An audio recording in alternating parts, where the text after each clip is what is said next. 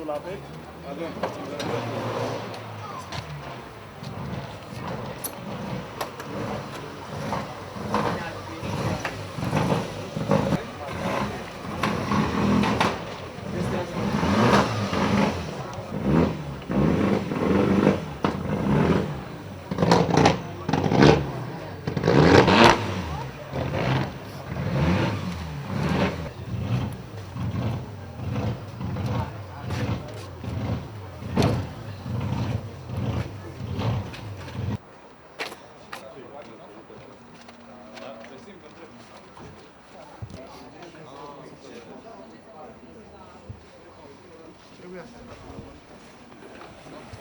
Ajuns la 40.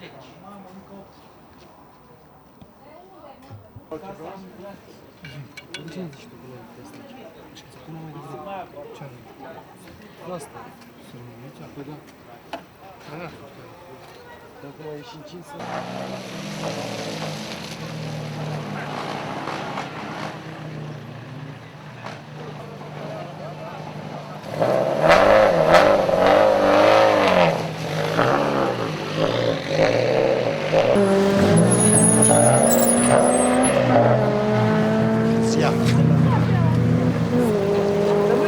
Stați! E celulă! De ce nu ocoliți pe după lemne? Mergeți înapoi!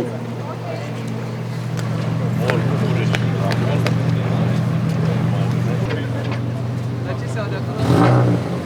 Ce se aude acolo?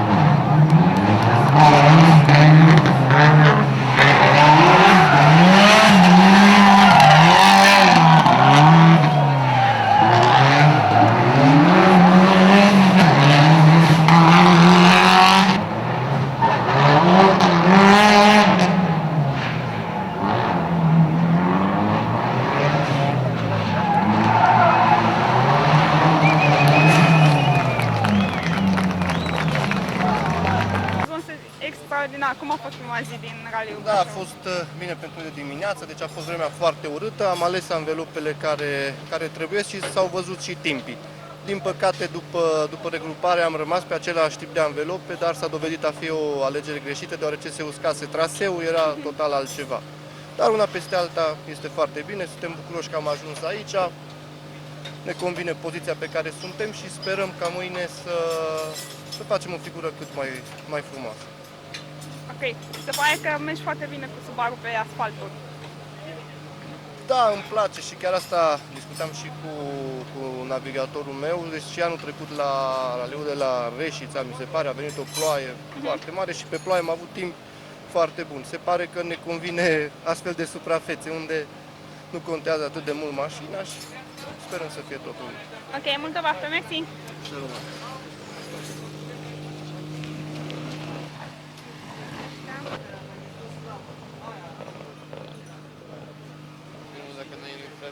Păi nu mai stau, eu ți-am spus ce e în proiect.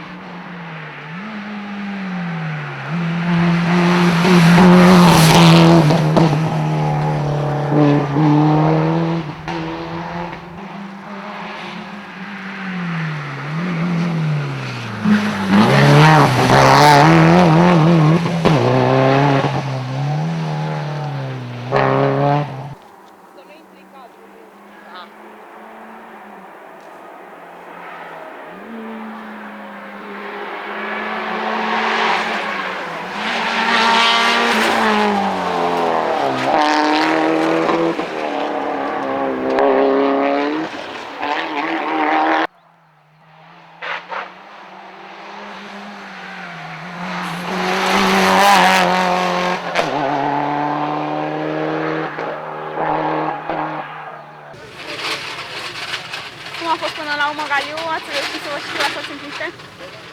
Da, am terminat bine, suntem pe 6 la general, e unul foarte bun pentru noi, suntem mulțumiți. Astăzi, în schimb, pe probe nu ne-am simțit cel mai bine, nu am ales anvelopele care trebuiau de dimineață și ne-am răsucit la prima trecere de 4 ore, am pierdut foarte mult timp.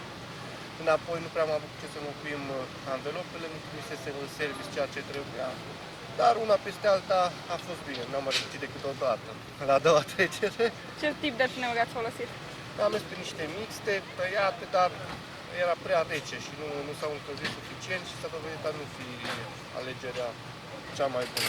Asta este întotdeauna la Brașov, e o loterie cu anvelopele, vremea e foarte schimbătoare, poate aici să fie soare, acolo poate să plouă sau chiar să ningă, cum a fost ieri. Dar asta este, totul a mers bine, mulțumesc și navigatorul, starea super ok, băieții din asistență și-au făcut treaba, n-am avut absolut niciun fel de problemă tehnică, mașina a funcționat foarte bine, așa că poate ea, totul este bine, suntem mulțumiți. Ok, mersi mult! Felicitări!